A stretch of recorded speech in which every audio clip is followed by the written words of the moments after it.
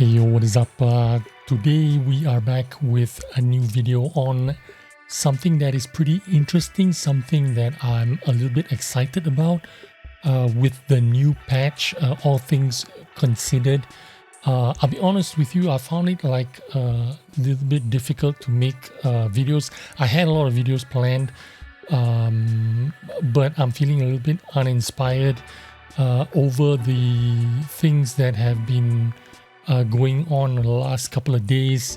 I've been really thinking about how this game is going to look like in the future. It's really depressing, and to be honest with you, I don't blame the community for having a fit. In an uproar right now. Everybody is really feeling upset, cheated, and feeling really disappointed with World of Tanks and the company Wargaming. But I'm going to push on and try to find something positive in 1.20.1, and this is it.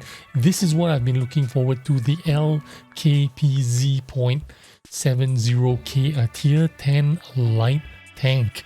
Now, in regards to 1.20.1, right now I'm operating on the assumption that the entire patch is going to be cancelled, postponed, or changed in some way. I cannot see Crew 2.0 or Crew 2023 or whatever you want to call it. I cannot see Crew 2.0 coming out at this point. It's just a non-starter for me. I cannot see how the community at large is going to accept Crew 2.0 or World of Tanks Plus premium account. I just cannot see that happening. So I'm just gonna operate on the assumption that this 1.20.1 is going to be completely cancelled. But let's talk about the LKpz coming out in 1.20.1. Assuming everything is cancelled, if this tank comes out, this tank is going to be awesome. It is my favorite class of tanks, light tank on the German tech tree.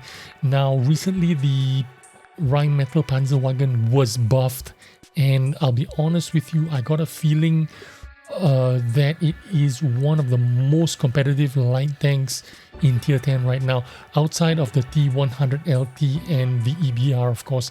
Now the EBR is still going to be dominant. The EBR is still going to be the tank that's going to win most. If you're going to play against a regular light tank, an EBR is just going to have an advantage overall, especially if you are an experienced player, a player who knows what you're doing. The EBR 105 is still going to be a superior tank. But in terms of all the tracked tanks that are available in tier 10 light tanks, the T100LT was always hands down the best one.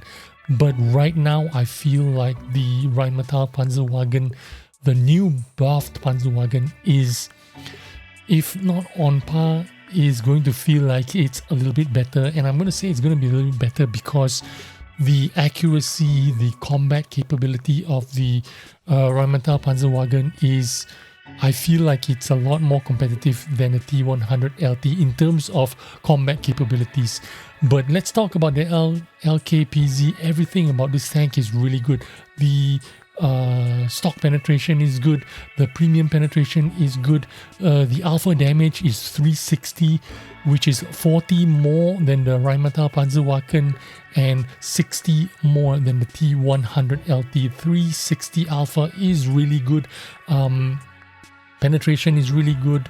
The shell velocity on both shells are APCR, by the way, 1150 and 1350 on the APCR shell velocity. The gun depression as well, 7 degrees gun depression, plus it's got pneumatic suspension like the STB1, so you've got an extra 10 degrees. I'm not sure if it's total 17 degrees or maximum of 10 degrees with that pneumatic suspension. It is automatic. You don't need to hit the X key to activate it. As soon as you are in a slow speed, it will start to happen. You will start to get more gun elevation and more gun depression. in normal speed, your gun elevation is only 7 degrees looking up and 7 degrees looking down.